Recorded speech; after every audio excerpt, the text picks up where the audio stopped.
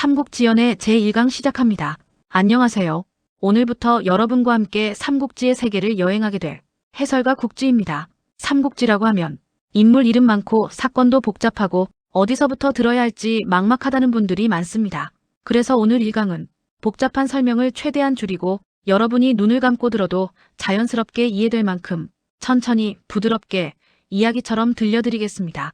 지금부터 천하가 무너져가던 그 시절의 사람들 이야기를 라디오 사연을 읽듯이 편안하게 들려드릴게요. 1부. 한나라가 흔들릴 때 사람들의 눈빛도 흔들린다. 삼국지의 시작은 쉽게 말하면 나라가 흔들리는 이야기입니다. 한나라라는 큰 나라가 있었습니다. 수백 년 동안 이어온 나라였지만 말기로 갈수록 힘이 약해졌습니다. 특히 한말기의 황제들은 자주 병에 걸렸고 어린 나이에 황제가 되는 경우가 많았습니다. 황제가 어리면 스스로 정치를 할 수가 없습니다. 그래서 황제 주변의 어른들이 권력을 대신 잡기 시작합니다. 그런데 그 어른들이 문제였습니다. 황제의 외가, 즉 외척 세력, 그리고 황제를 보좌하는 환관 세력, 이 두 집단이 권력을 차지하려고 싸우기 시작합니다. 백성들은 먹을 것이 부족했고 관리는 뇌물을 받고 나라의 기둥은 썩어가고 있었습니다. 이 시점에서 사람들은 나라가 이상해진다는 걸 느끼기 시작했습니다. 2부. 환관 십상시, 조용히 나라를 좀먹다. 그 시대에는 황제 곁에서 일하는 환관들 중 특히 힘이 센 무리들이 있었습니다. 그들을 환관 십상시라고 불렀습니다. 이 사람들은 황제 뒤에서 권력을 움직였습니다. 겉으로는 황제를 모십니다. 라고 말했지만 실제로는 벼슬자리를 사고팔고 관리들을 움직이고 자기 사람을 곳곳에 심었습니다. 나라의 중심이 썩기 시작한 것이죠. 환관과 외척이 싸우는 동안 백성들의 삶은 점점 더 어려워졌습니다. 땅이 있어도 세금으로 뺏기고 곡식을 거둬도 관리가 가져가고 어디에도 기댈 곳이 없었습니다. 이 절망이 곧 거대한 폭발로 나타납니다. 3부. 황건적의 난, 분노가 불처럼 번지다. 어느 날 장각이라는 한 남자가 등장합니다. 그는 마을 사람들에게 이렇게 말했습니다. 하늘이 오래되었다. 새로운 하늘이 필요하다. 백성들은 그 말을 들으며 자신들의 고통을 떠올렸습니다. 세금은 무겁고 아이들은 굶주리고 병든 부모를 돌볼 수도 없었습니다. 사람들은 장각의 말을 희망처럼 받아들였습니다. 그리고 수만 명의 농민이 모여 반란군이 됩니다. 이것이 바로 황건적의 난입니다. 후한 왕조 전체가 뒤집혀버릴 만큼 큰 사건이었습니다. 이 난을 막기 위해 각 지방의 장수들이 군대를 일으켰습니다. 그리고 이 과정에서 삼국지의 주인공들이 한 명, 두 명 모습을 드러내기 시작합니다. 4부. 평범한 삼형제가 영웅으로 걷기 시작하다 유비, 관우, 장비, 황건적을 막기 위해 한 청년이 나섭니다. 그의 이름은 유비. 수수한 옷을 입고 집신을 팔며 살아가던 청년이었습니다. 그런 유비가 가슴에 품은 소원은 단 하나였습니다. 백성을 도울 수 있는 사람이 되고 싶다. 어느 날 유비는 관우와 장비라는 두 남자를 만나게 됩니다. 관우는 붉은 얼굴, 길게 흐르는 수염, 침착하고 의리 깊은 남자였습니다. 장비는 호탕한 성격, 뜨거운 가슴, 하지만 누구보다 정이 깊은 남자였습니다. 유비는 두 사람에게 말합니다. 같은 뜻을 가진 사람끼리 서로를 지켜주는 동지가 됩시다. 세 남자는 복숭아꽃이 흐드러지게 핀 정원에서 의형제를 맺습니다. 이 장면이 바로 도원결의입니다. 이 세 사람은 이제부터 평생 함께 싸우고 함께 울고 함께 나라를 만들어갈 운명 같은 관계가 됩니다. 5부. 조조, 난세가 만든 또 다른 영웅. 삼국지를 말할 때 절대 빼놓을 수 없는 사람, 바로 조조입니다. 조조는 사람들의 평가가 참 극단적입니다. 어떤 사람은 그를 간웅이라 부르고 어떤 사람은 그를 난세의 영웅이라고 부릅니다. 하지만 분명한 건 그는 능력의 사람이었다는 겁니다.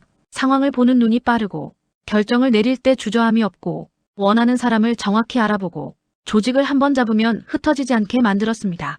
조조도 황건적의 난에서 큰 공을 세우며 역사적 무대에 등장합니다. 그의 등장은 천하가 더 큰 격동 속으로 들어간다는 신호이기도 했습니다. 6부. 동탁, 천하를 뒤흔든 잔혹한 장수. 황건적의 난이 끝나고 잠시 평화가 오는 듯 했습니다. 그런데 그 평화는 오래가지 않았습니다. 새로운 폭풍이 수도 루오양을 뒤흔들기 시작합니다. 그 폭풍의 이름은 동탁. 동탁은 변방에서 군대를 지휘하던 장수였습니다. 거칠고 욕심이 많고 무력으로 해결하는 걸 좋아하는 사람이었죠.